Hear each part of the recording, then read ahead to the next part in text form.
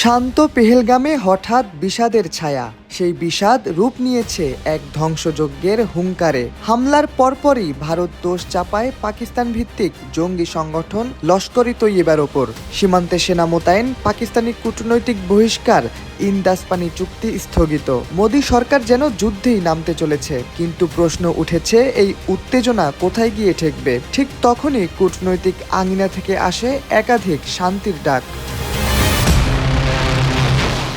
সবচেয়ে গুরুত্বপূর্ণ বার্তা আসে যুক্তরাষ্ট্রের কাছ থেকে। মার্কিন পররাষ্ট্রমন্ত্রী মার্কো রুবিও সরাসরি ফোন করেন ভারত পাকিস্তানের নেতাদের। আহ্বান জানান, উত্তেজনা কমান, শান্ত থাকুন, বরং একসাথে কাজ করুন সন্ত্রাসবাদের বিরুদ্ধে।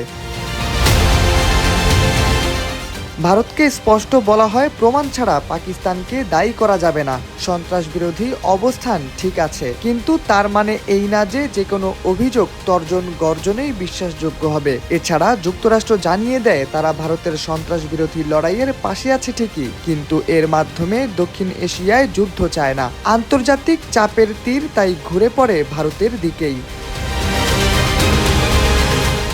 শুধু যুক্তরাষ্ট্রই নয়, জাতিসংঘের মহাসচিব আন্তোনিও গুতেরেসও শান্তির আহ্বান জানান। বলেন, এই মুহূর্তে দুই দেশের উচিত সর্বোচ্চ সংযম দেখানো। যুদ্ধের আগুন নয়, আলোচনার টেবিলে ফিরুন। চাপ বাড়ছে ভারতের ভেতরেও।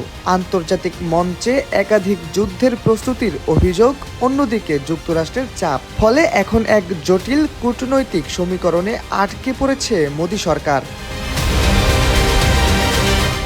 পাকিস্তান বরাবরের মতো দোষ অস্বীকার করেছে, বরং বলছে ভারত যুদ্ধ চায়, কাশ্মীরের বাস্তবতা থেকে দৃষ্টি সরাতে। পাশে পেয়েছে চীন ও তুরস্কের মতো প্রভাবশালী দেশকেও।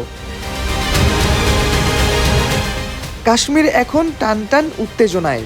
যুদ্ধের হুমকি যেন বাতাসে ভাসছে, কিন্তু একই সঙ্গে বাড়ছে কূটনৈতিক চাপ, আন্তর্জাতিক পর্যালোচনা। ভারতের জন্য এটা শুধু একটি সন্ত্রাসী হামলার প্রতিক্রিয়া নয়, এটা হয়ে দাঁড়িয়েছে এক বড় আন্তর্জাতিক পরীক্ষায় উত্তীর্ণ হওয়ার চ্যালেঞ্জ। এখন দেখার বিষয়, ভারত যুদ্ধের পথে হাঁটবে নাকি কূটনৈতিক ভারসাম্যে বিশ্বকে দেখাবে এক পরিপক্ক নেতৃত্ব। শাহরিয়ার আহমেদ, সময়ের আলো।